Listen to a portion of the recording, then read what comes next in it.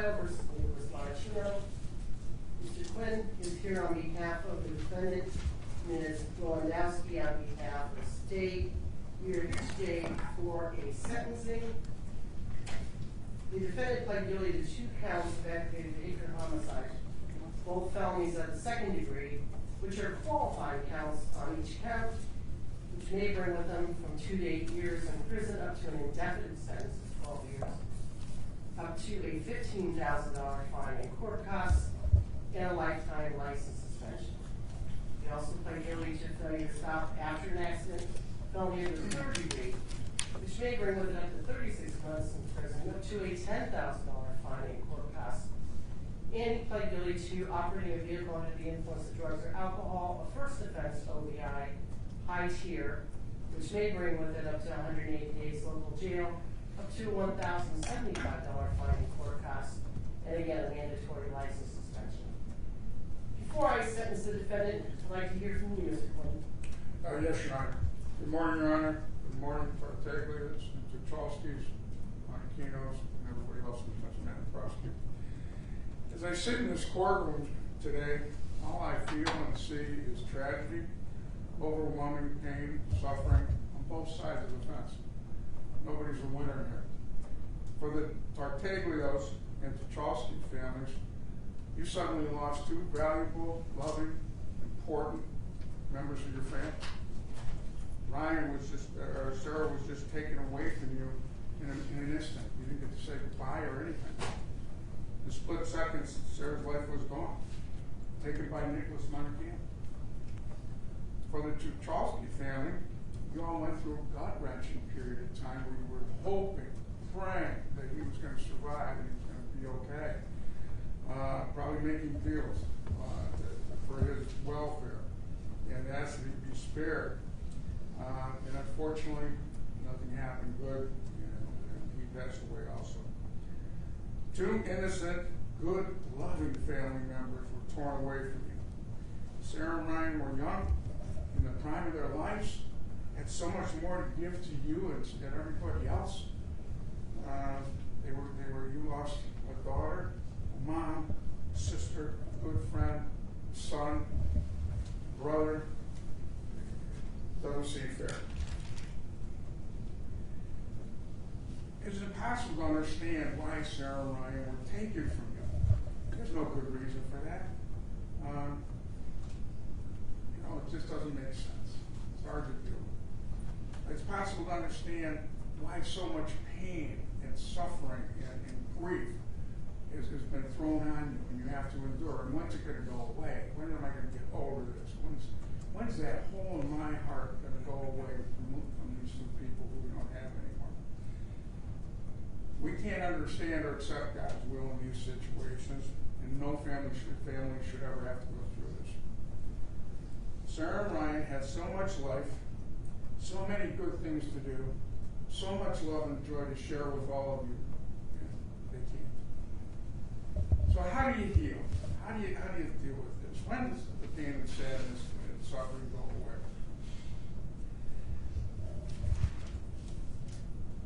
The only way that I've been able to find is they want you to grieve. They want you to have good lives. They want you to remember good times. They would not want you to spend your time hating, suffering, or seeking revenge. It'll just make your lives worse. They would want you to take the time to adjust to life without them, to honor their lives always, and to move forward, and to live your lives and be happy and productive. When they see that from heaven, they're going to feel good. And you're going to feel good about yourself, knowing that they're honored by you doing the right thing. They're gone, but we will always have them with us every day. You can talk to them anytime you want. They're still there. So there's a thing called the grieving process, and that's the way our natural response to the death of our loved ones. It is our opportunity to appropriately process all these crazy emotions we're feeling over our loss and to try to get over it, to be able to live healthy, good lives without Sarah and Ryan. And if we don't go through this grieving process, we'll never heal. So there are several steps that happen, and they're not in order, and everybody does them at different times. But at first, there's denial. We're numb. We can't believe this happened. Is it real or is it not? And we're trying to survive the overwhelming pain we have when we're in this stage. And we go through bargaining. We feel helpless. Our emotions are out of control. We have persistent thoughts about what could we have done to avoid this. We cannot accept that there's nothing we can do. Then we have depression. We're sad. We're alone. We miss them. Wish they were still here. And then we get to anger. Anger is helplessness and powerlessness. There's nothing we can do. Sarah, Ryan are gone. Then we get to acceptance. Acceptance is the healing part. And Sarah and Ryan, we want you to get to acceptance as soon as you can. To get over all the negative feelings, to get over the hurt and pain, to move on. And how do we do that? You gotta talk about it. You gotta talk about how you feel. You gotta talk about your loss. You gotta talk about good times that you had with them and share them with each other. And remember them for everything that they were. And go through the grieving process. Feel the pain, feel their loss, and try to heal. It's hard. I'm sure that it's impossible for you guys to get over your anger at Nicholas. I mean, they would be here but for his actions. I don't know how you deal with that. I don't know if you can get over there. You probably want him and his family to suffer the way you're suffering, and that's normal. You cannot heal and move on until you get over those feelings, until you get over the anger. Sarah and Ryan would want what's best for you. You can honor the deaths by going through the grieving process and coming out on the other side. I know it seems like Nick Alyssa had no respect for Ryan and Sarah. He left the scene after he had them. Unfortunately, Nick was impaired by alcohol. He didn't remember what happened. He led a great life up to then. He was never in trouble. He was a good, loving kid. If you met him, you want him to be your friend. I got character letters from people that were unsolicited that gave me an insight into his character. And he wasn't a person that hurt people. He helped people. He went out of his way to do things for people. If he had known that he had injured Sarah and Ryan, he would have stopped. He just didn't know. It's hard not to feel like revenge. I want revenge. I want a piece of him. I want an eye for an eye. I can tell you from personal experience that isn't going to make you feel any better, and that's not going to bring Ryan and Sarah back. Nick was born in 1995, September 1st, to Carrie and Grandma Kina. They lived in Twinsburg. He was their firstborn. It was a joyous occasion. 4 years and 10 months later, his brother Maxwell was born. Maxwell was a senior in college with right now. Nick, we had a loving family. We could spend time with the kids. Instill good values. Taught them work ethic. Taught them to care about family and others. And they had discipline in the house. If you broke the rules, you were going to get punished. Nick went to the local grade school, and then he went to Benedictine. His dad went to Benedictine, a Catholic family. And all those good values he learned from his family were instilled at Benedictine also. During this time, his mom and dad noticed that he was having a hard time concentrating. He wasn't doing his homework. He wasn't paying attention. He was all over the place. So they took him to have him looked at, and he was diagnosed with ADHD, attention deficit hyperactivity. And that means your brain's all over the place. They gave him some meds. He was able to concentrate. He got through high school. And then he was fortunate enough to get out of college and get through college and graduate from Bowling Green. After college, he had 3 very good jobs, and he was employed full-time when this happened. Unfortunately, Nick had some demons that he was dealing with. He didn't feel like normal inside, but he didn't know what was wrong with him. He was depressed. He was anxious. He have high highs and low lows. His mind would race, couldn't concentrate. And when he was high, he could do a lot of work, you know, he had energy and everything. And when he was low, he couldn't do anything. He was paralyzed. He didn't know what to do about it. So unfortunately, what he did was he self-medicated like most people do, and he drank alcohol and experimented with drugs. That would even the moods out. It would give him some relief. And he didn't think there was anything wrong with that. But Nick is a responsible young man. He learned that from his parents. He realized there's something wrong here. I've got to get help. So he went to Psych DC. And at Psych DC, they diagnosed him with anxiety disorder. Gave him some meds. He thought everything was going to be good. Takes the meds, gets some relief, and all of a sudden they don't work. Goes back to self-medicate. That's always good. Then the symptoms get worse. Now it's hard for him to do it.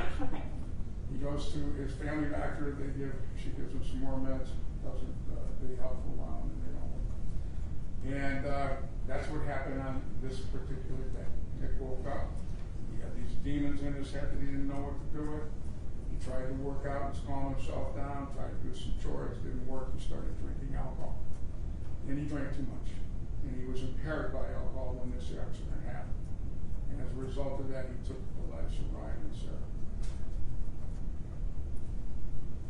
It's unfortunate that Nick didn't get the help he needed from the mental health issues. It's unfortunate that he had to rely on self-help. That's what happens. It's just our mental health system. Since Nick went to jail this day and has been in jail since then. And Nick's going to prison today, by the way, too. We know that. It's a scary proposition because our future is very uncertain. We don't know what's going to happen. He's afraid. Dr. Nicholas Bain interviewed Nicholas and finally found out what's wrong with him. And he was diagnosed as bipolar depression. Now it's funny because, not funny, it's just odd. He has a brother who was an uncle who was diagnosed with bipolar depression. But if you're like me, I've heard the name, I don't know what it is, I think I know what it is. I wouldn't recognize it if I didn't have a doctor tell me what it was. So it's a brain disorder, bipolar. It never goes away, always gets worse. And what happens is you grow up, when you get to your 20s, that's usually when it's diagnosed because that's when those symptoms really come out. It causes mood disorders, highs and lows. And there's a lifelong condition. What? There's a solution. With proper medication, the rest of your life, and proper psychological counseling, you can live a normal life. You calm the demons down. There's no highs or lows. You can have a good thought process. You can get a job and be successful. You can have good relationships. You can function normal.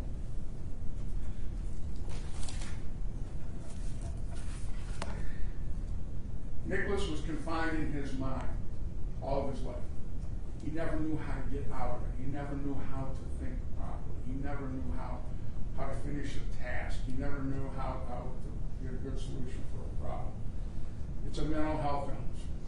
And we all know somebody with mental health illness. We all know that lots of people don't get diagnosed with it.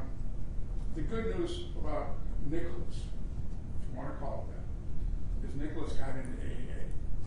The judge was kind enough to let him go to AA meetings while he was in jail. He got a sponsor. He's working his 12 steps of AA. He wants to be sober and clean the rest of his life, one day at a time. He has the opportunity to get the proper mental health treatment. His mental illness can be dealt with now, and he can live a good life, a positive life, as long as he stays diligent.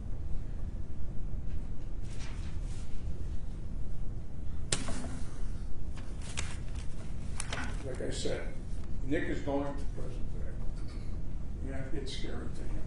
He was scared while he was in jail here. Isolation, no social interaction, can't hug his parents or family or anything. Limited, you know what it's like. We've all seen it. And what happens is when you have a mental illness, prison, just being in prison magnifies the problem. Okay? And there's studies and things in that have been done. And it's called PICS, yes. So the isolation magnifies the mental health issues. The lack of interaction socially does. And then you develop these defense mechanisms because of the people you're in with that are antisocial. So that's because he's predisposed to this, it's going to be even worse for him. And we hope that the judge takes that into consideration. Most people that I have ever represented at this point just take whatever sentence they get, do their time, and get out. Nick's not going to do that. Nick has a plan. Every day he feels terrible about what he did. Every day he prays for all of you people. Every day he prays to become a better member of society. Every day he tells me, I wish it could have been me instead of now. We know that's impossible, but at least that's a good way to look at it from his point of view. So he wants to make up for the terrible things he's done. He wants to make up and honor Sarah and Ryan. And the only thing he could think of was to do something good with his life. I mean, he's a young man, he's a first offender. This is the first time he ever got in trouble or hurt anybody. And he wants to make up for that by doing good things. I've never had somebody who came up with a good game plan like this for prison. And the game plan is, I'm going to become a licensed chemical dependency counselor. In their honor, I'm going to get some psychology education while I'm in here. I am going to prevent deaths like this from happening in the future by helping people who are in the same situation I am before something bad happens. And slowly, maybe he can make up for the terrible things he's done, the unforgivable things he's done. Who better to do that than somebody who's bipolar, got a mental health illness, got some alcohol and drug problems, and has gone through the same process. People like that relate to people in those situations. They can be effective with those people. And he wants to start a self-help group while he's in prison, before that even gets him. Talk to people. Talking about a problem gets it, cuts it in half. And that's good. Your Honor, you have to sentence my client today. And knowing you're going to be fair about it. And we know that there has to be a punishment aspect, there has to be a protection of the public, and there has to be rehabilitation. And we're asking you, Judge, he was a good man all his life. This is, one instant. His life changed and ruined the lives, took 2 lives and ruined the lives of these families. But it's likely he'll be a good man the rest of his life, especially if he can get the help he needs in prison. Judge, we're asking you to give him the opportunity to come out of prison and have a good life and be able to be a functioning member of society. The studies say the longer he's in prison, the worse the mental health issues get, the less likely he'll come out and be a productive person. So I don't know what the number is, but a lengthy prison sentence may not be appropriate here. What is 5 more years going to bring Sarah and Ryan back? No. Is it going to make the family feel better? Maybe. I don't know. But you have to make that decision, Judge. And we're asking for the opportunity to have Nicholas come out in a reasonable amount of time. He deserves to be punished for this, and I'm not saying that. In a reasonable amount of time where he can still be a productive member of society, he can give back to make up for what he's done wrong and live a good life. Thank you. Ms. Lewandowski? Thank you.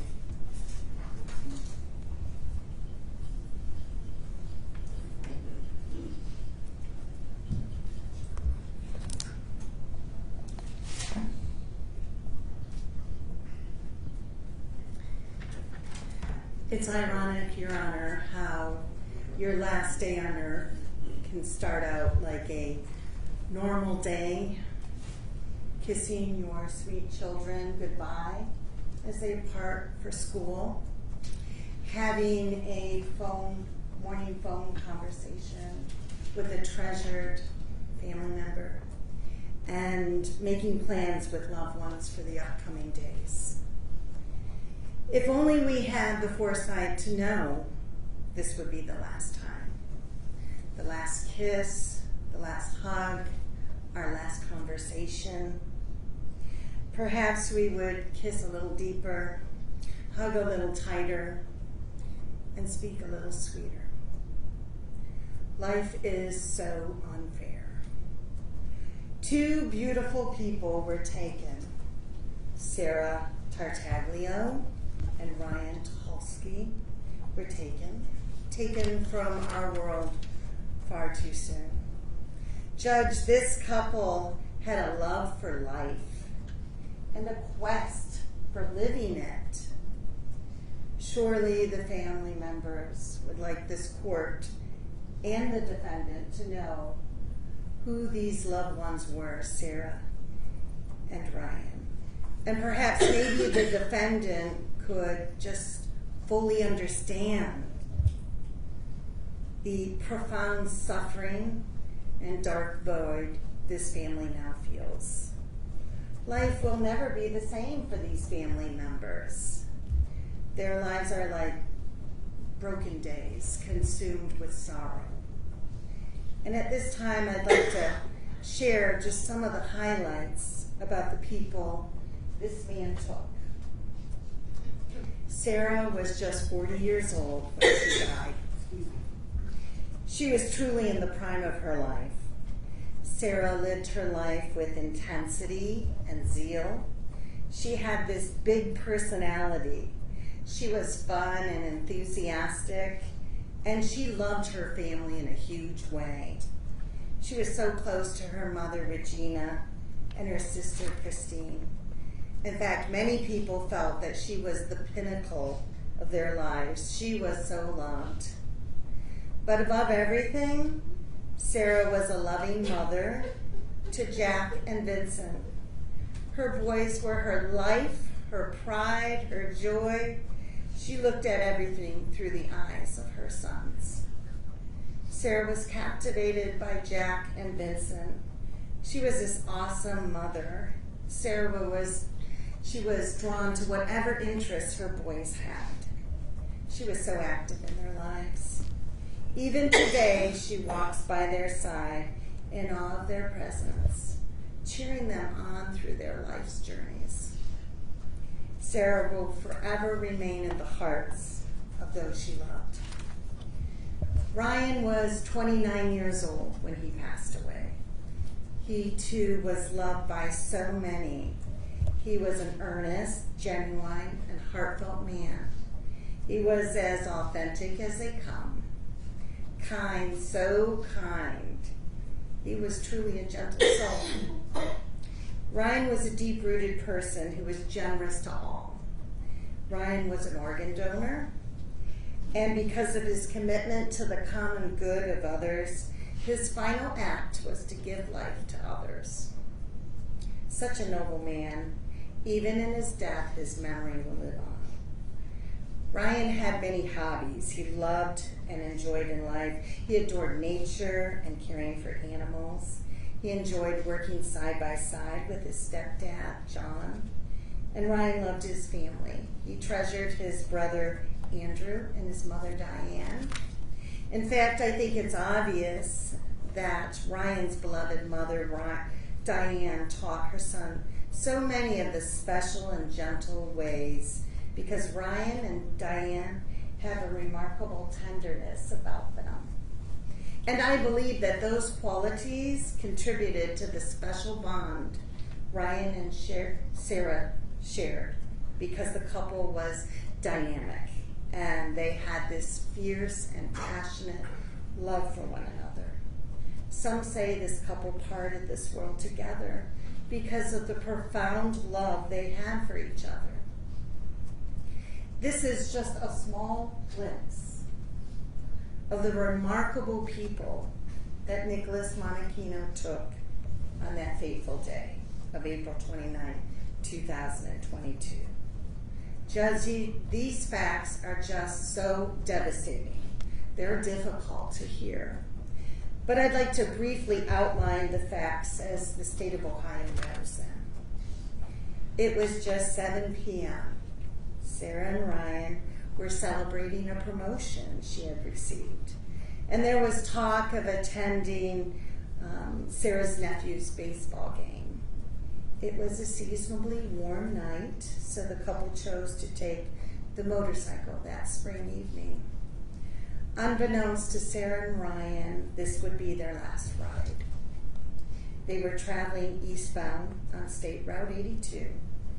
As they rounded the corner from Twinsburg, little did they know that the end of their lives were just moments away. Your Honor, we have a short and fleeting video of those moments prior to the crash, maybe just a mile or two prior to the accident. I think it's important for the defendant to see these few seconds of life to understand the gravity and the destruction of his conduct. Marty, if you could cue up that video for us, please.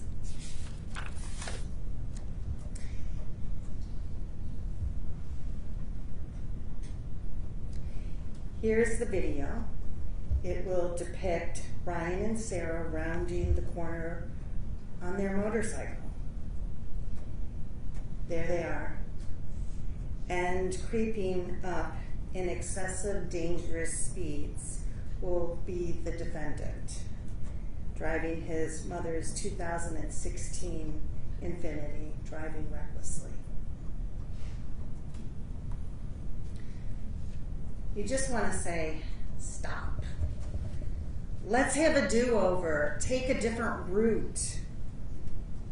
But you know how fate can be. It's non-negotiable and resolute. And sadly, there was no stopping it. The defendant was grossly impaired that day. He was boozed up and drugs were in his system. Evidence demonstrated that he was not only weaving in and out of his lanes, but he was accelerating and decelerating his vehicle. In fact, moments before the crash, the defendant was tailgating an elderly couple, nearly hitting them. It was at that time that the defendant passed that elderly couple on the double yellow line. Monachino was callously speeding, peaking speeds of 114 miles an hour. The defendant continued traveling eastbound on State Route 82, and that's when he rear-ended the Yamaha motorcycle, driven by Ryan and his beloved passenger, Sarah. The two were mercilessly ejected from the motorcycle and thrown into a ditch. Monachino was driving so fast and the collision was so forceful that Sarah's helmet flew off. And what did the defendant do? Did he stop? Did he render aid for these pitiful victims? No, he kept going. Shamelessly, he fled as fast as he could, driving with no regard for others, weaving, swerving, blowing stop signs, and forcing other motorists off the road. Defendant's only concern was to seek refuge for his cowardly self. In fact, the defendant made it to his home at 410 East Pioneer Trail, crashing the car in the ditch off his driveway. Thankfully, however, people were outraged by this man, and passerby motorists followed him to his location, and he was arrested. Sadly, both victims had suffered grave injuries and were unresponsive. Aurora Fire Department immediately arrived on scene and rushed Sarah to Cleveland Clinic Hospital, wherein she was pronounced dead just 1 hour after the crash. It was truly catastrophic. As for Ryan, he was transported by medevac to Akron General Hospital. Ryan had suffered dire injuries as well and was tragically pronounced dead just 4 days later on May 3rd, 2022. The most devastating part of this whole case, Your Honor, was this all could have been avoided, because just 22 minutes prior to this fatal accident, the defendant was traveling recklessly in Walton Hills. In fact, he nearly sideswiped another vehicle. You will learn that this violation was observed by law enforcement, and they pursued him, despite the defendant attempted to elude police by pulling into the fuel mark located at 7225 Northfield Road in Walton Hills. A traffic stop was initiated, and although the defendant appeared to be highly intoxicated, sobriety clues were missed, and the defendant was let go with a warning at 6:40 p.m. Judge, it's so disturbing because just 12 minutes thereafter, this deadly accident occurred. And I know that the family has been curious about this and want to see this video, and I think it's important for everyone in this courtroom to see this Walton Hills traffic violation and stop. Could cue that up, please.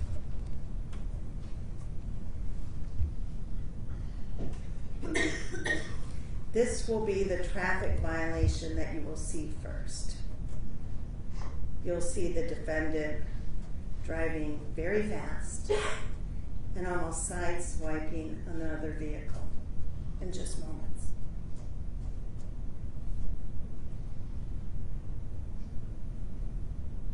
Here it comes. There's the defendant's car.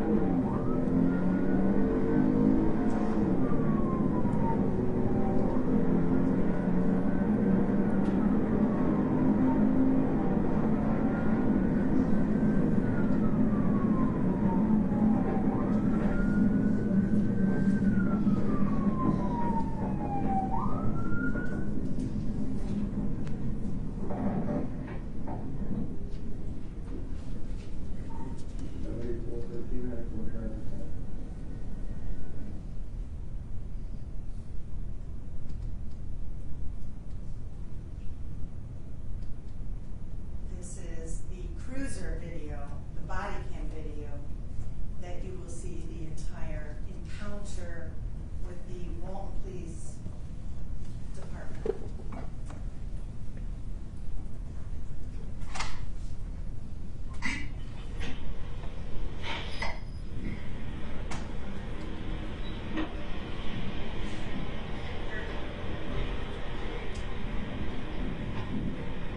What was that all about?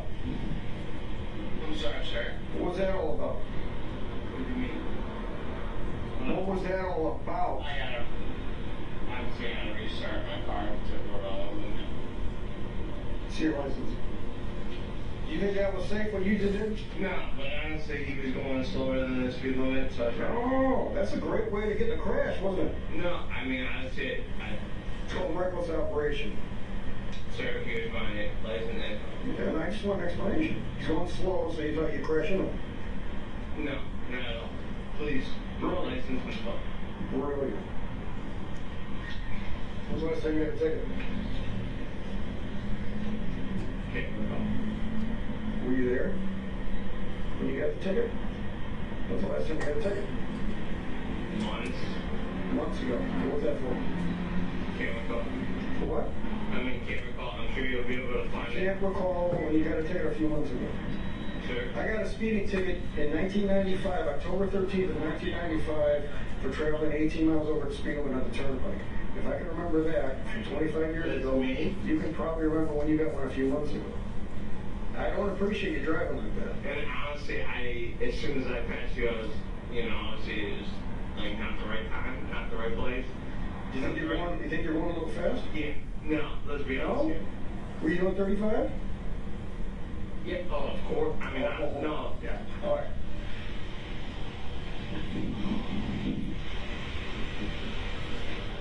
I've never seen nothing like this. I'm sitting in an HG truck. He's coming the other way. All of a sudden, he cuts over a lane, starts fishtailing, almost hits a car, and floors it. He had been on 60. The other guy was going slow. Oh, it's supposed to be right. Yeah, I didn't have a choice. I was like, holy mackerel. And then I think he thought he could duck in here. Well, he can't recall. He can't I can't recall. When did you get your last ticket? I can't recall. Why were you doing that? I can't recall. Is he oh, Probably 30. You got is he in the No. You want to talk to him if you can, but I mean, he's just. I don't weird. I thought he ducked in here to get rid of me, but because I was way down trying to get turned around when he ducked in here. So I was like, oh, no, I'm just gonna run and get back to my job. Sure. I didn't have a choice. He actually fishtailed in the other lane. Holy shit. Wow. Yeah. Oh. Alright. No, I don't get indication. But you know, let's see. I don't want to talk to the cops thing. You know, one of those. That's fine. You're necessary. Didn't work. He had to be doing at least 60. I'm like, holy mackerel.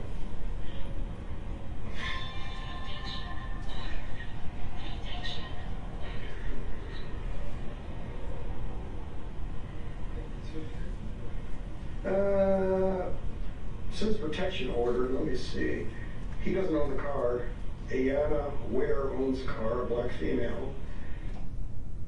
Subject is a trade order assaulting, threatening, abusing, harassing. Yeah. Oh, the protected person is Caitlin Pooler. Alright, so it's not her. Alright. 934. Yeah, it's a lot of nines, huh? Oh, damn it, dumbass.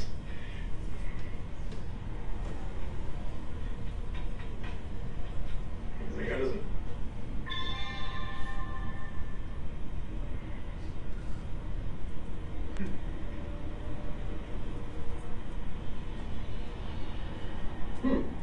Nope, maybe I put in the wrong. Try again. TX. Make sure I got it right. 9. Oh, 0. Shit, dumbass. 9. Where? I need bigger ones. I need some lagoons. There we go. I got it. That's good. Just got last ticket was sheer clear distance. Probably a crash. Alright. Alright. Good enough. What? That's what? Oh, yeah. He's got stroke.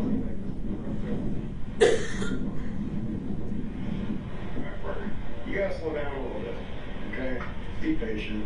I don't want to see you getting crashed. You almost hit that guy. You lost your back end. Then you started to fishtail a little bit. You almost lost it just because you're not being patient. Just be a little more patient. I completely understand. All right, I appreciate it. And to be honest with you, I appreciate it. Okay, I appreciate your time. I just want you. I don't want to see you getting crashed. here's the thing. Here's the thing.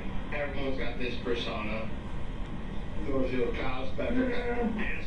Well, and you don't want to be honest here. You don't want to talk to me. I get it. Hey, listen, I do want to talk to you. Because I want to say any days ago, man. Like everything that's been going on, man. Fuck that.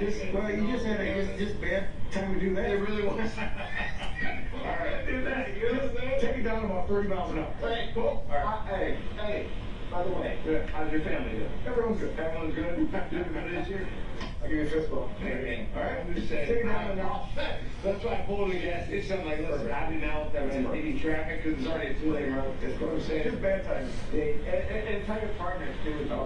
Thank you for the time. All right. Obviously, I didn't mean to feed Not a you, big man. deal. Not a big deal. You know, going forward, man. Love that good straight. All right. Short life, baby. It's a beautiful day. You don't get too many of them. We're 80 degrees. What, 2 days ago? Right. Now we're dealing with 60. Come on, baby. I gotta walk the dog. You know? You have a good night now. You too. All right. We're going to be exchanging Christmas cards. I'm going to get a salad somewhere. Trying to find where to get good salad for. Yeah.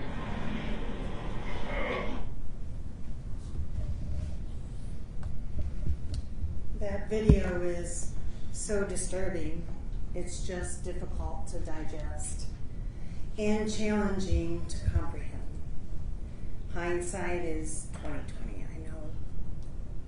But had those officers invited Monachino out of his car, surely they would have smelled the odor of alcoholic beverage emanating from his person. Clearly, if the officers had poked their heads in the defendant's vehicle, perhaps they would have seen this beer cooler.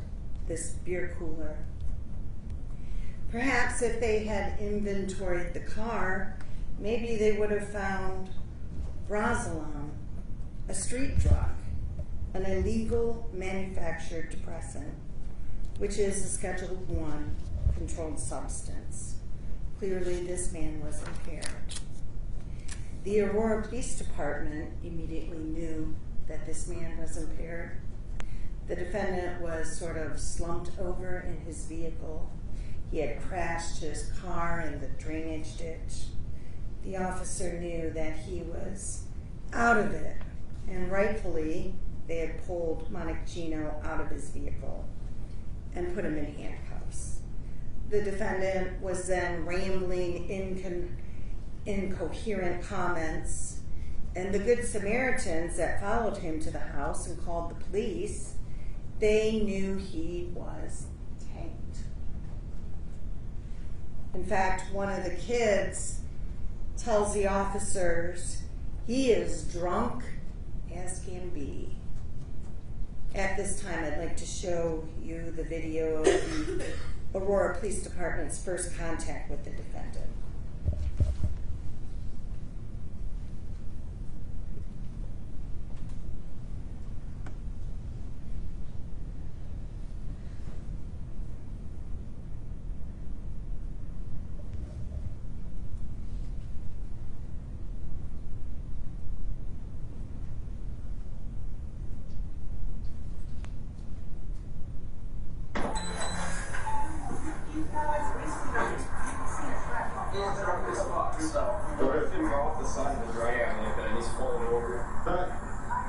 Did you guys see the accident or anything?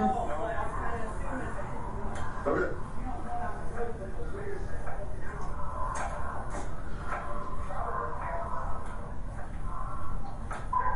'19 plate on an Infinity, John Sam Frank, 8902.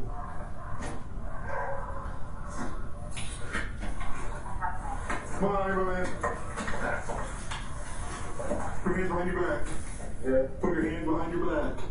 Put your hands behind your back now. Trying to do it right now.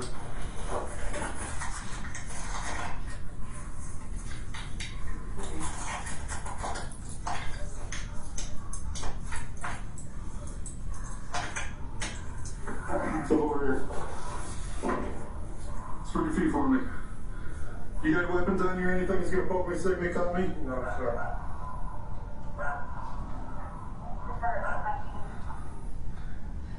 19, I got this man in custody right now. No, but I'm not. Spread your feet for me. Accelerator.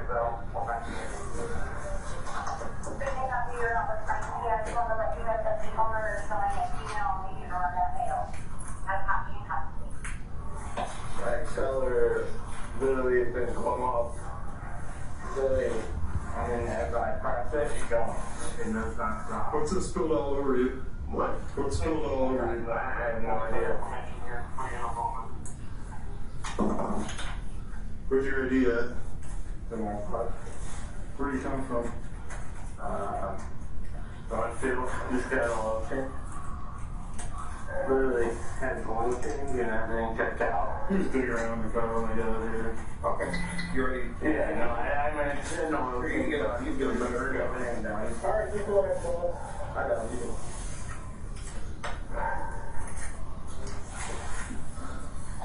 Go ahead, lean back a little. You lean back? Yeah. That's it.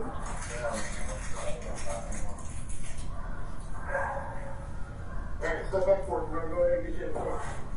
For what? I'll let you know in a minute. What am I being arrested for? Well, because you're digging around in the car and you're parked like this when I show up. So I don't know what you're digging for. So I just got you in handcuffs now. Because I was here by myself. I don't want you pulling a gun or anything. You know? Sure, no, I totally understand. What am I being arrested for? You're not right now. You're just being detained. For what? I told you. So I pull up. We got these people here. So you're driving all crazy. I pull up. You're in the ditch like this. Then you're digging around in the car when I pull up. So what is the definition of detainment? You're in handcuffs. You're gonna sit in my car for a minute Until what? until I figure out what's going on. Well, I mean, I can tell you what's going on. I'm not in the police. I don't know. Yeah, I mean, did you? Yeah.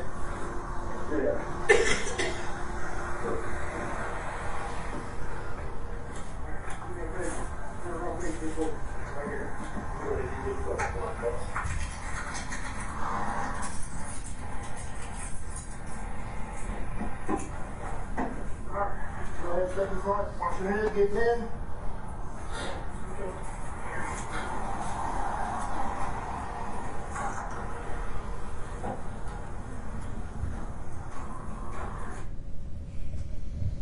That gives everyone a feel of this man's level of sobriety that night. Certainly throughout police contact with the defendant, Nicholas Monachino remained hostile, condescending, belittling, dismissive, narcissistic, and out of control. Here is just a small clip that demonstrates Nicholas's demeanor that night. What's that? For what? I'm not being detained. You get that clear. I am not being detained for anything other than suspicion. Okay?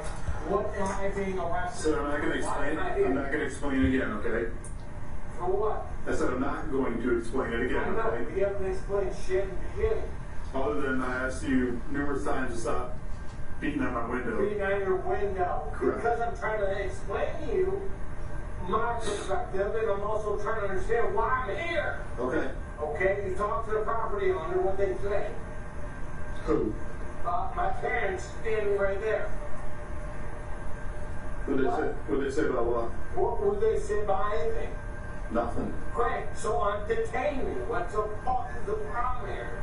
Okay. Why am I not on handcuffs? Because I told you you're being detained. For what reason? Because. Because why? No, seriously, because what? Because seriously, I got fucking friends in the State Department that love to fucking hear why. Why? Are you kidding me right now? Why? Why am I being detained? Well, why? What is it? What am I being detained for? Please provide.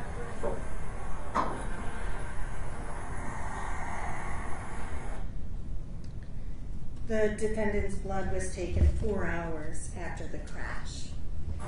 And the blood was tested by the Highway Patrol Lab.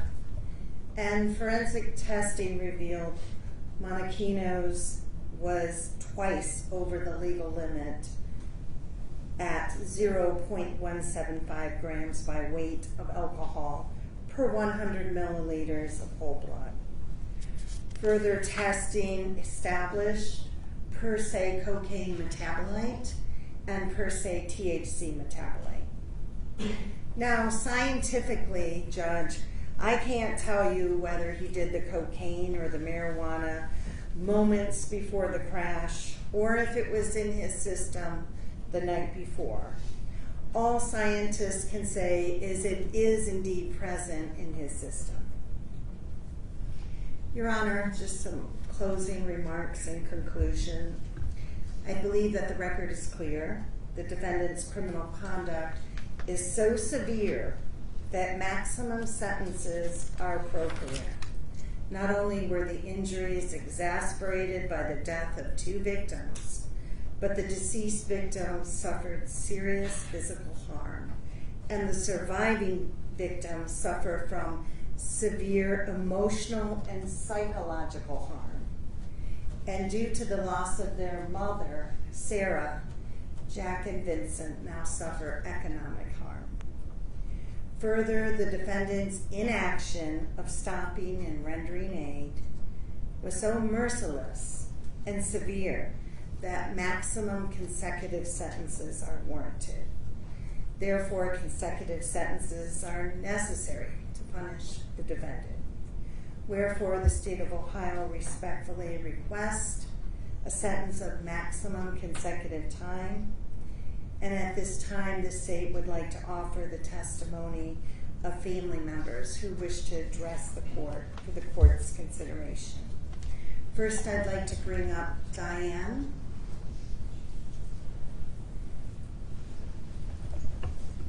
She is the mother of Ryan.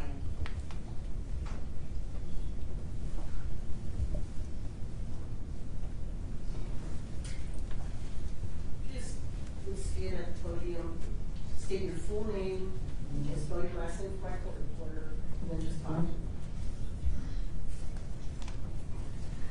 My name is Diane New, N-E-W, and I'm Ryan's mom.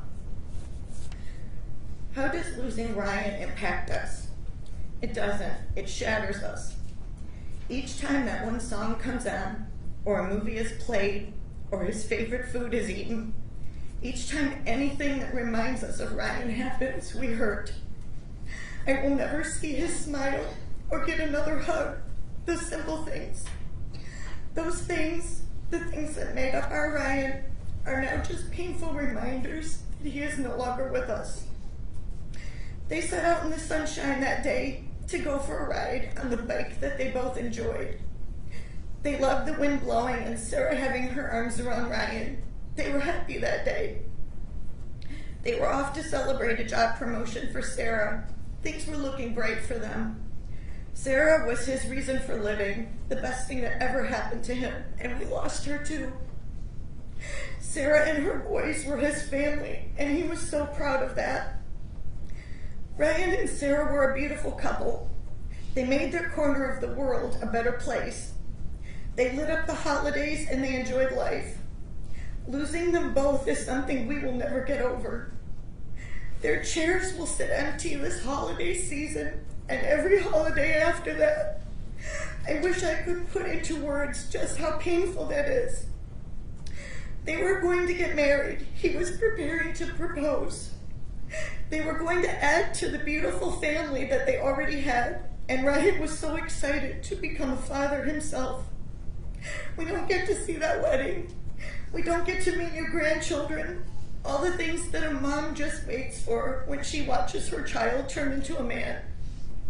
Ryan was also my husband's business partner. They were together building a company that Ryan would one day own. They had fun at work and they enjoyed being together. It is heartbreaking to watch John missing his little buddy as each day goes by and remembering all the plans they made that we will never see happen.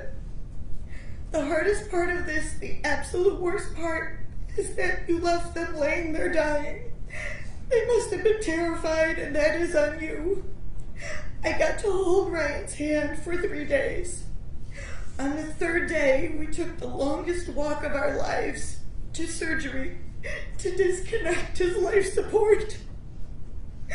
I talked to him and tried to explain what happened to his lifeless body. Those are images that you left me with, images that I get to carry with me forever. So, for the rest of our days, we can remember Ryan and Sarah, remember who they were and who they continue to be to us, and hope that we all can make them as proud as they made us. I ask your honor to please remember our devastating losses when you make this difficult decision, and remember the way they lay dying on the side of a road, in a ditch, in the cold. Please remember what we have lost.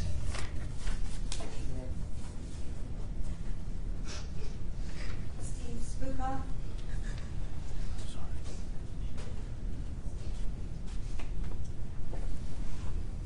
Steve.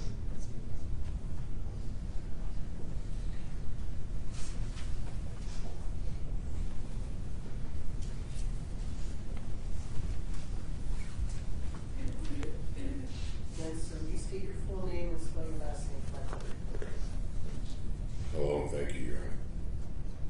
misspoken. SPI, LKA. Sarah's stepfather. I want to thank the court for this chance to speak. With me today is my family, Regina, my other daughter, Christine, my son-in-law, Danny.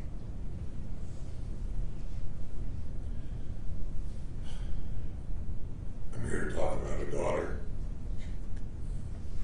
a sister,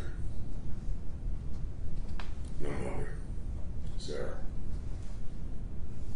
along with a son and a brother, Ryan. They both lost their lives due to an accident that should never, ever have happened. But it did, and now we are all here. Now, because of that senseless accident, things look a lot tougher about Ryan and Sarah being here. My grandsons, Jack and Vincent, have lost their mother. She will never have the chance to see them raise families of their own someday.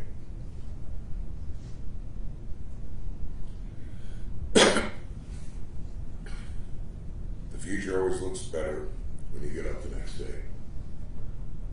You're filled with hope and joy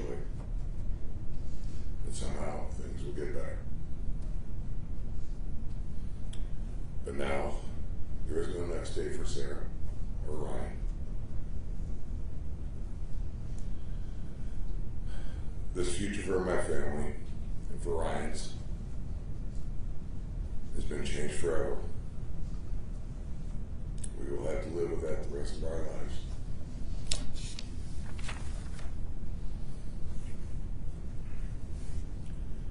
Our time on this world is short. We need to make the most of our time here before we are gone. Sarah and Ryan's time was way too short. We must make sure the man that cut their lives short is held accountable to the full extent of the law.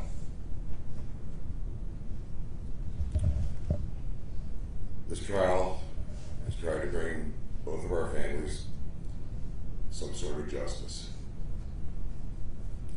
but it will not succeed. Because the only thing that can help us and Ryan's family is to have Sarah and Ryan back.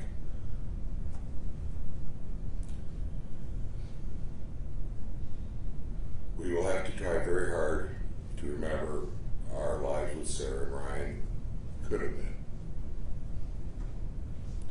The joy and love that Sarah and Ryan had will live forever in our hearts. Thank you, Your Honor.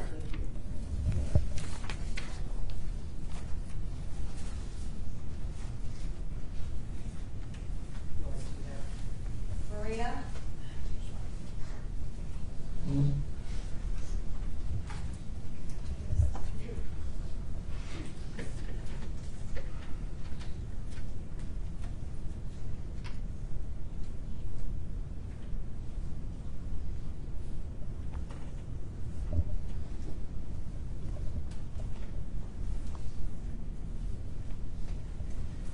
Can you just state your full name, spell your last name, right before you put it up?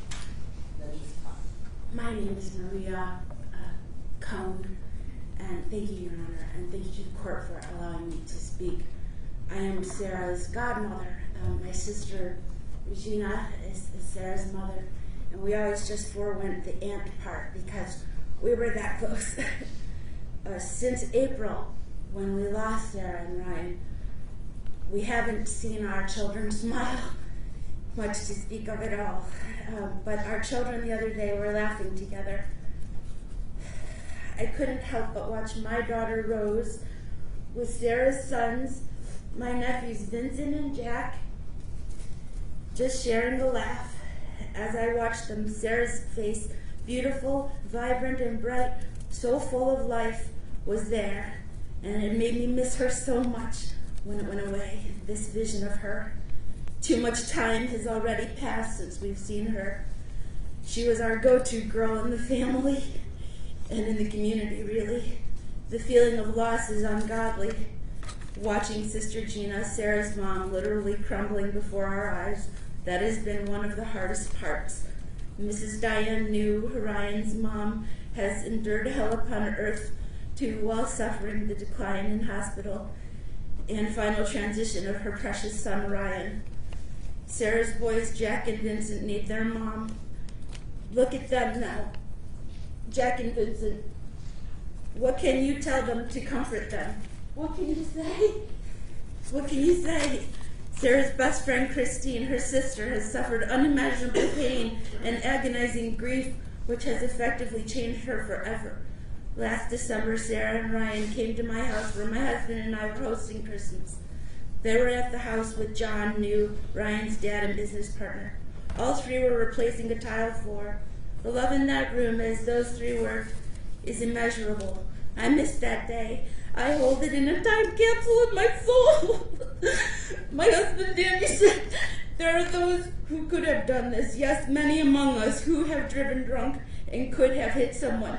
But who hits and runs away? Who hits and runs away? Nicholas, why did you leave them there? That's all we have. No.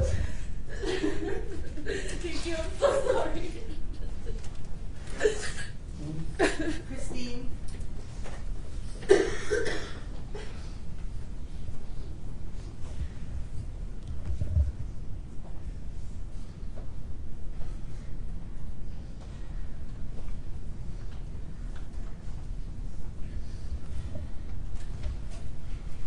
Again, just state your full name and spell the last My name is Christine Fuller, Fuller, and I'm Sarah's sister. Every time I started to write this statement, my dad stopped shortly after. Because it is truly hard to put into words how important Sarah was to me and my family.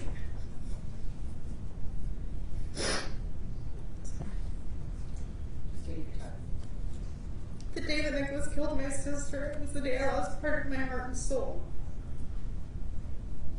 Most people in this world wake up from nightmares, but every day I wake up from a never-ending nightmare. My sister and Ryan are gone forever. I want the courtroom to know what the world lost on April 29th. Sarah was a loving mother who would have given anything in this world for her sons, Jack and Vincent. They were her pride and joy. And no matter what was going on, she would drop everything in this world for them. She made sure that they were provided for, that they had colleges in mind, clothes on their back, doctor's appointments made. She was just simply an amazing mother and would have done anything in this world for them. As a sister, she was everything to me. My best friend and the person I was going to grow old, retire, and move to Marble Island with. The morning of April 29th, Sarah and I had our daily Monday through Friday phone call. She said that her and Ryan were going for a bike ride after work and that they would be at my son's baseball game afterwards. At that point, I had a work call come in and I had to get off the phone.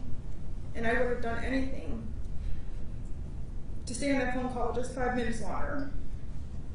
I cherish that phone call because that's the last time I heard my beautiful sister's voice. When I did not hear from Sarah that evening, I assumed that her and Ryan got caught up and I would just talk to her the following morning. When I got home from my son's baseball game, my mom said that she had a phone call from the hospital and said that Sarah was in an accident. And deep down, I think we both knew that it was something bad.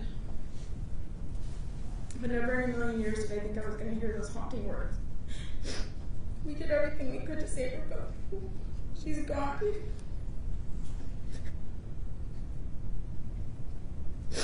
That very moment, I knew I fell to the ground. I knew that my life, my nephew's lives, and the rest of our family's lives would be changed forever.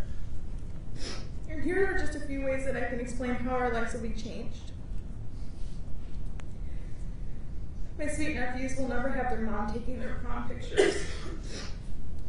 obnoxiously having her root them on at her sports games, never see them graduate high school or college, and never see them marry the loves of their lives or meet her grandchildren. Sarah will never simply get to hug her children and tell them how much she loves them and what they mean to her. Nicholas stole every one of these special moments from them and many more. For me, I will never get a chance to tell my sister how much I love her. Never have that shoulder to lean on when I felt like the world was closing in on me. Laugh so hard together that we cried and we forgot to start what we started talking about, or have our morning phone calls and promise that we would talk to each other the following day. For Sarah and Ryan, their love story was cut short.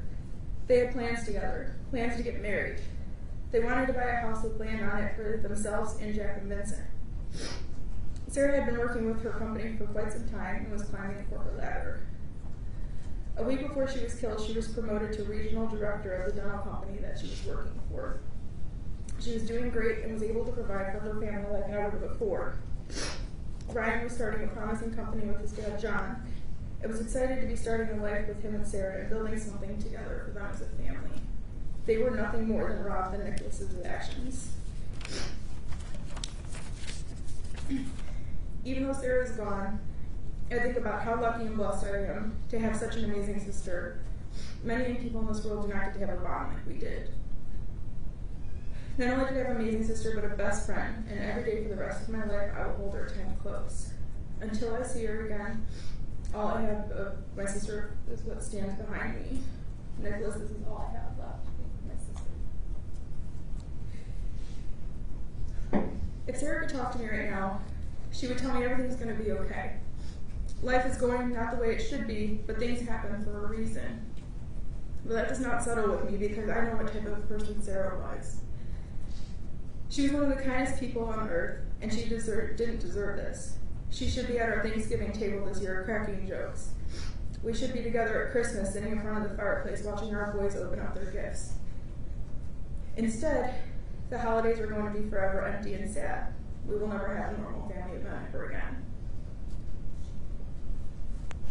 Part of me also feels bad for Nicholas's family because they will not have their family around either. But then immediately I bring myself into reality. The reality is that Nicholas is alive and breathing. His family can go visit him. And sadly, one day he will get out of prison and have a life. The same cannot be said for Sarah and Ryan. I was told I can't turn around, but this part is directed to you. Nicholas, I want you to take a... Okay. Speak up so I can record. Nicholas, I want you to take a good look at everyone here today for Sarah and Ryan.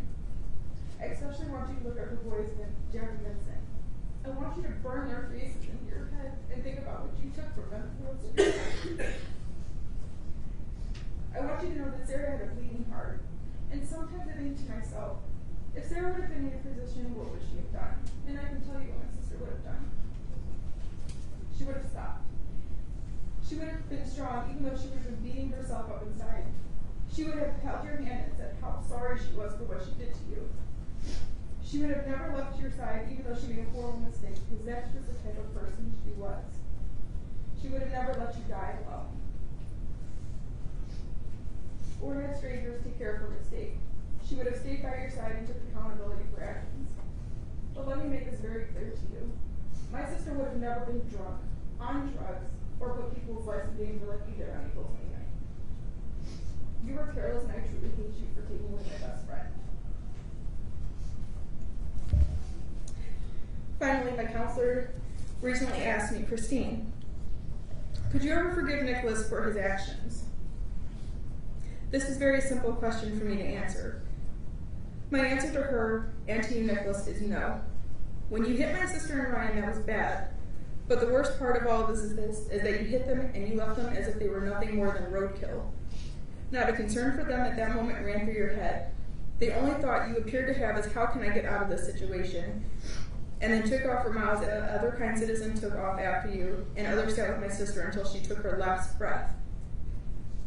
If you would have been a decent human being and owned up to your mistake, I could have seen this as an accident and have had forgiveness for you in my heart. However, in my eyes, you are nothing more than a monster and the low life that killed my sister and Ryan. I truly hope you suffer for the rest of your life. Your Honor, all I beg and ask of you is that you show Nicholas the same kind of kindness that he gave my sister and Ryan on April 29th.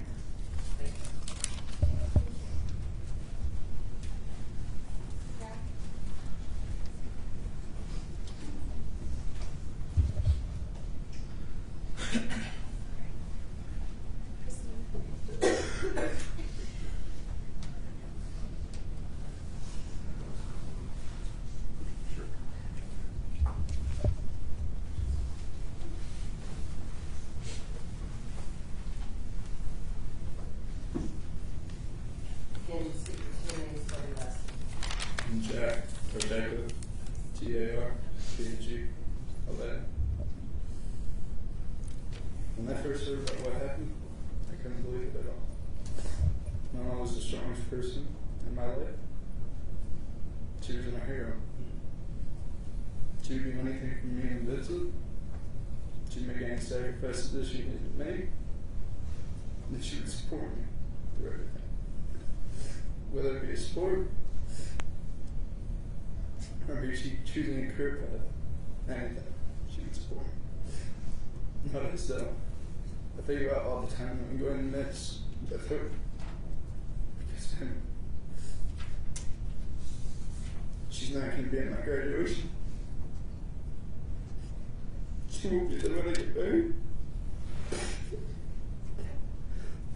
She won't get to see me grow up. She missed a whole lifetime. It's been a second.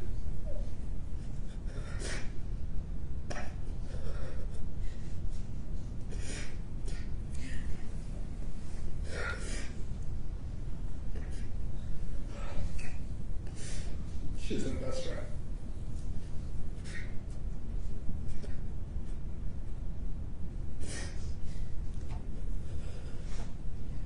When Mom first introduced me to Ryan, he was very quiet. I didn't know much about him, and it was all very new to us. Me and Ryan would grow to have a great relationship. We get to know each other.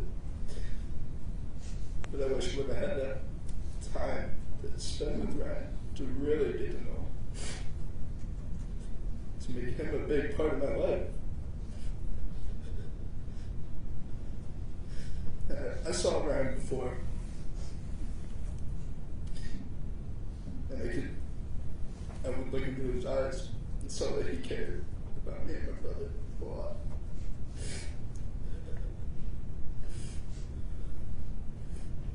And I know that he would do anything for us.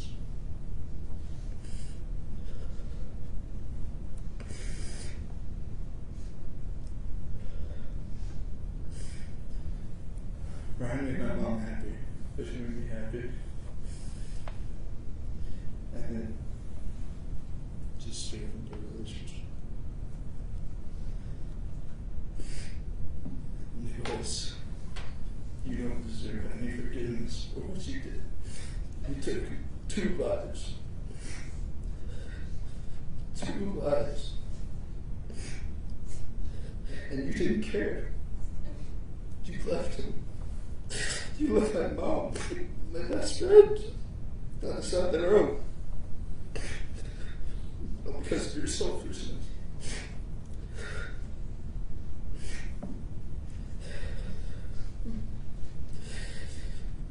You don't deserve one bit of forgiveness, and I hope you so.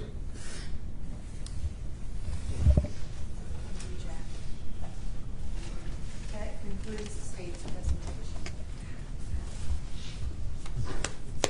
This time I'll be here from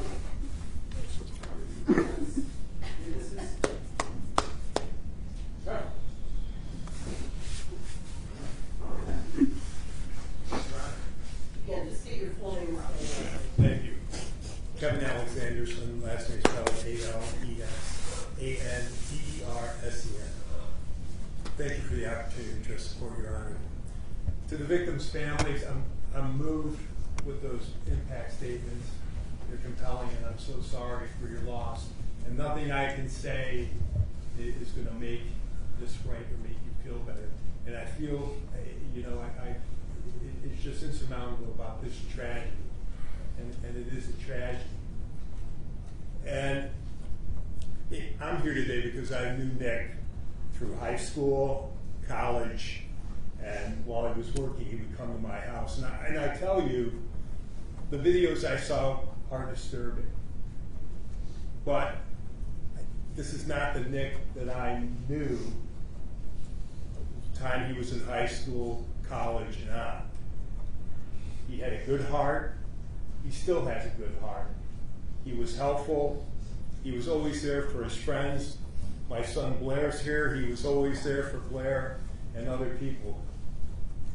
I have no explanation for this tragedy and what it did to your families and what it did to Nick's family. It's terrible. But I know that Nick, through his upbringing with his parents, will do everything he can to try to make things right moving forward. He's sorry every day, and he will live with that guilt for the rest of his life. I know that. And he knows he has to pay his debt to society. With drugs involved, and notwithstanding the psychological issues, he recognizes he has to pay his debt, and he will pay his debt. That's not going to make things right, but again, the law is the law, and he will serve his time, and I know he'll be a model prisoner, and I know he'll try to make his life better and other lives better. He has to. All I ask, Your Honor, is to just give him an opportunity to move on, get on with his life, and try to make things right as best he can. He's never going to make things the way they were. It's impossible. But I just ask you to give him the opportunity to put his best foot forward, serve his time, and see that he can make an impact in some other lives. So I thank you for your time, Your Honor. And again, I'm so sorry for the loss that you sustained. Thank you.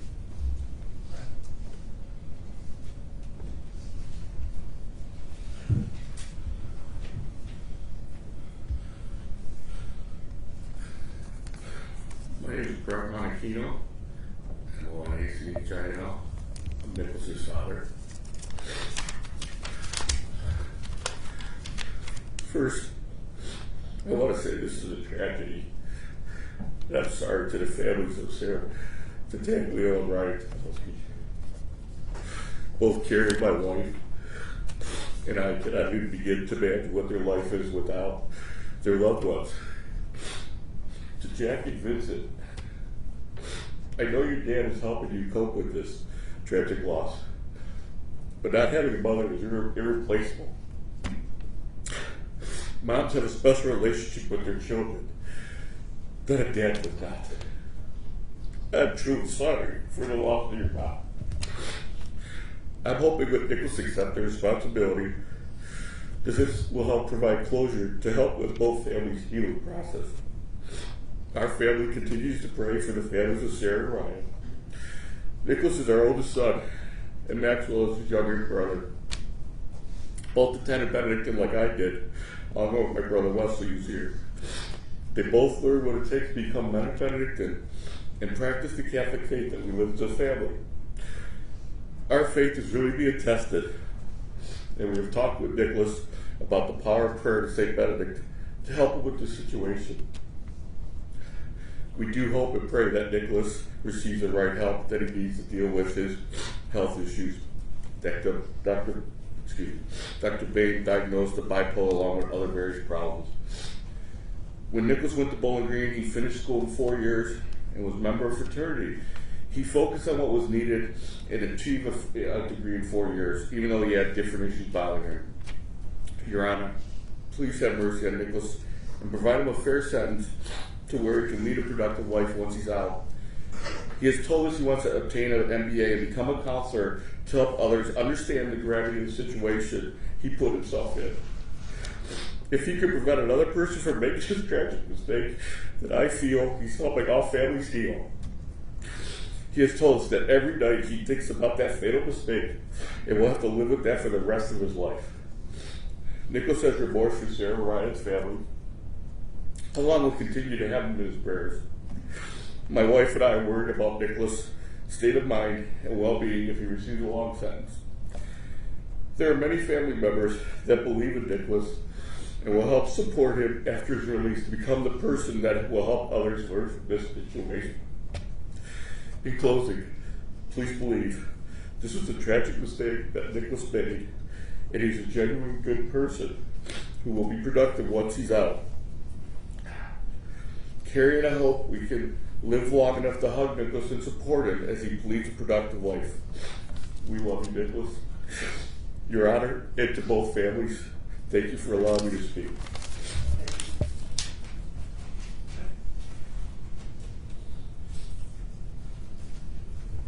Here's Nicholas.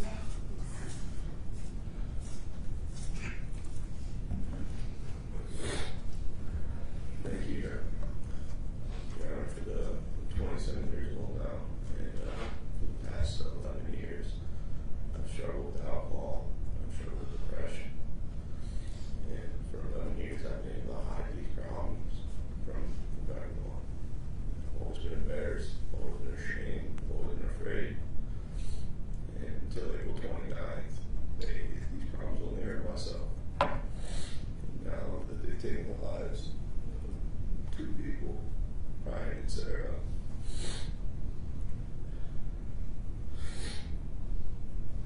every day I torture myself with the overwhelming amount of grief, remorse, and guilt that I have for these 2 people and their families.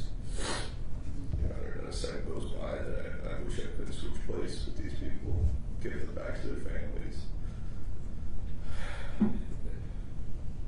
But Your Honor, I take full responsibility for everything. I take responsibility for my drinking, for my driving, for leaving the scene, being so intoxicated that I didn't know that I hit someone. I take responsibility for every one of these family members' tears. I take responsibility for all my parents' tears. I take responsibility for it all. And I also need to thank you, Your Honor, for allowing me to attend AA since I've been at the jail the past 200 days. For the first time, I'm going through the 12 steps. I have a sponsor, and I thank you. And to the Tartaglia family, to Sarah's mother, father, and especially your 2 sons, Jack and Vincent. I'm so sorry for taking your mother from you. I'm so sorry that you never had a chance to say goodbye to your mom. Every second, every day, I pray for you. You're the only thing on my mind, and all I wish I could do is give her back to you. If I could do anything, I'd give her back to you. And I know nothing I say here today can fix it. I know nothing I ever do will be able to fix this, and I need you to know from the bottom of my heart that I'm sorry. I've never meant to hurt anyone, really, other than myself. And I'm sorry to the Chutowski family, to Ryan's mother and father, his entire family. I'm so sorry for taking Ryan from you. I'm so sorry for all the pain that I put you through. Every day I pray for you and your family, and nothing I ever say or do will bring him back to you.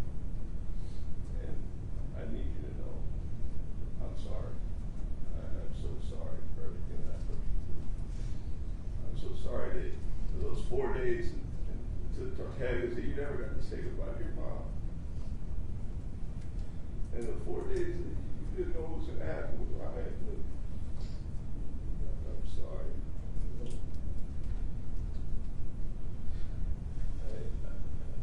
For the past 100 days in jail, I've been calling every week to see the counselor dying.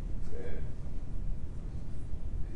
I needed to talk about how depressed I was, how I don't know if I could live with myself. You know, every day I get up, I have to, find a way to convince myself, not to kill myself, and every day I'm reminded of the pain that I caused you, and I can't ever fix it. And, he's helped me realize that I'll never be able to fix this no matter what I do. The only thing I may be able to do, I may be able to help someone else. I may be able to help someone prevent the pain that I caused you. And, you know, I know I'm going to prison, and when I'm there, I plan on getting my degree in counseling as far as I can take it, so I can be the best help to somebody that struggles with alcohol, struggles with depression, and hopefully that can be the help that I wish I would have received earlier. And I know for the rest of my life, I'll be trying to save just one life if I can. And I know I'll never be able to fix your pain, but I take responsibility for every one of your tears.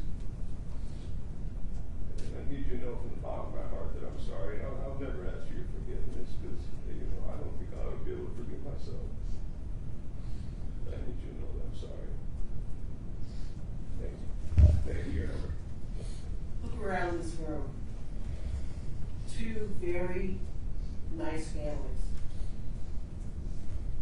And it was your choice, not your mistake, your choice to drive under the influence. The elephant in the room that everybody's thinking right now, where are the officers from Orland Hills that could have prevented this? They are supposed to protect and serve. That didn't happen.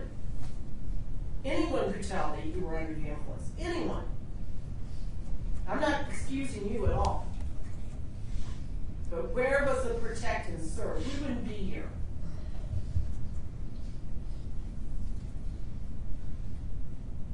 In sentencing, the court must consider the overriding principles of the sentencing guidelines. The first consideration is to protect the public from future crimes by the defendants and others who decide to drive under the influence and put other lives at risk. The second is to fairly punish the defendant using the minimum sanctions the court determines accomplishes those purposes without imposing an unnecessary burden on the state or local government. I'll give you credit. You did take responsibility. You did not put this family through a trial. I also have to consider you don't have a record.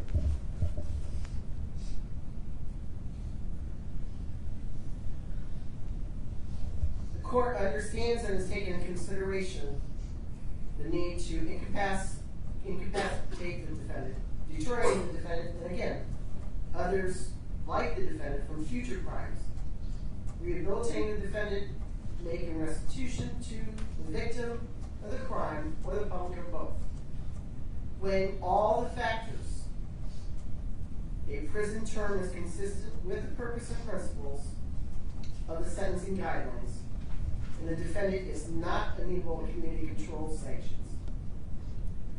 On the first count of aggravated vehicular homicide, felony in the second degree, that would be the account that is attributed to Ryan. I'm going to sentence the defendant to 6 years in the Ohio Department up to an indefinite sentence of 9 years. On the second count of aggravated vehicular homicide, felony second degree, and that's attributed to Sarah, I am going to sentence the defendant to 6 years in the Ohio Department up to an indefinite 9 years in prison. On the felony of the third degree, which is, as everyone has said, one of the most outrageous acts, that you failed to stop after the accident. They laid in that ditch. I'm going to sentence you to 36 months in the Ohio Department of Corrections, all to run consecutive to one another. On the operating of a vehicle under the influence of drugs or alcohol, misdemeanor of the first degree, I'm going to sentence you to 180 days local jail to be run concurrent with the other sentence.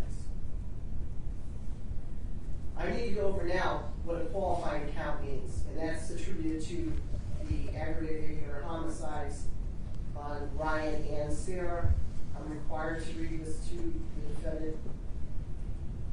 Because these are qualifying offenses, felonies of the second degree, pursuant to Ohio Revised Code, Section 2929.14 and 2929.144, I selected a minimum prison term pursuant to law for a felony in second degree within the sentencing guideline range of 2 to 8 years in prison, and a minimum number of years in prison selected will be the minimum prison term possible to be served.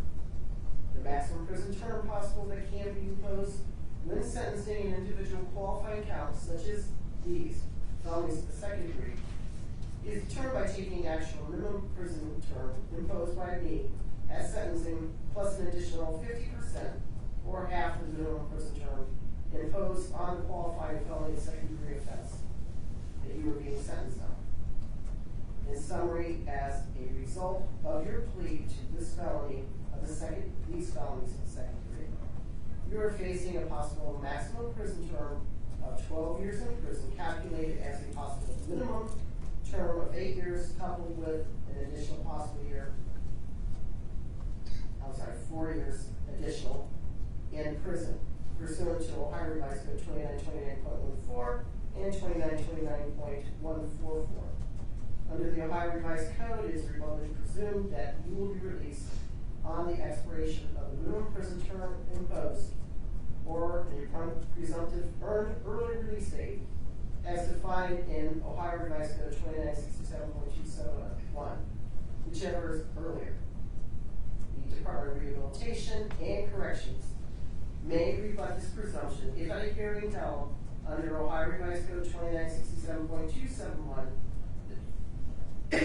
the Department makes specified determination regarding your conduct while confined, your rehabilitation, your threat to society, your restricted housing, if any, while confined, and your security classification. If the department at the hearing makes a specified determination and rebuts the presumption, the department may maintain your incarceration after the expiration of the minimum or term, or after the presumptive earned early release date, for the length of time the department determines to be reasonable, subject to the limitations specified in section 2967.271 of the Ohio Revised Code.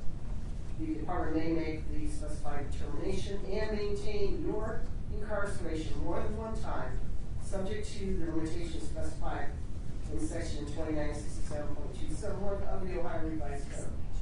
If you have been not been released prior to the expiration of your maximum prison term, as part of the sentence, you must be released upon the expiration of that term. What that all means in basic English are the two aggravated vehicular homicide cases charges are both felonies second degree. I have given you a sentence of 6 years up to an indefinite 9 years. If you do not follow the conditions that are set out with the Ohio Department of Corrections while incarcerated, they can have a hearing and give you up to that additional time. Do you understand it? Yes, ma'am. So up to 9 years. Yes, ma'am. Do you have any questions about that? No, ma'am. And they can have several hearings during that time. The court finds that consecutive sentences are necessary to protect the public from future crimes and to punish the defendant.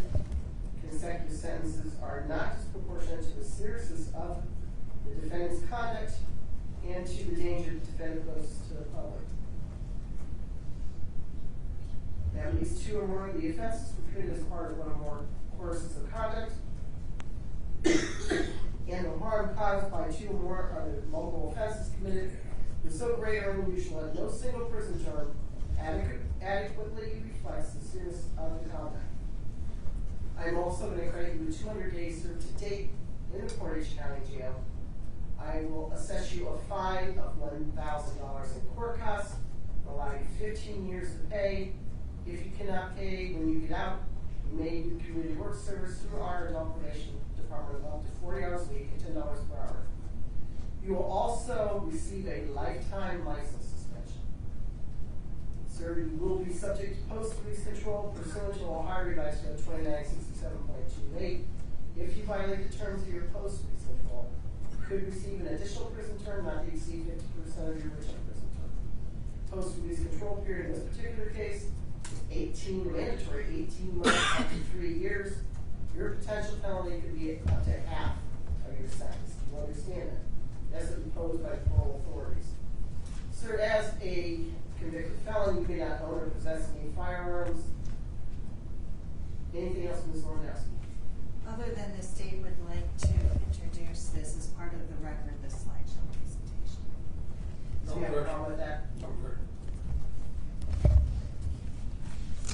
accept that exhibit.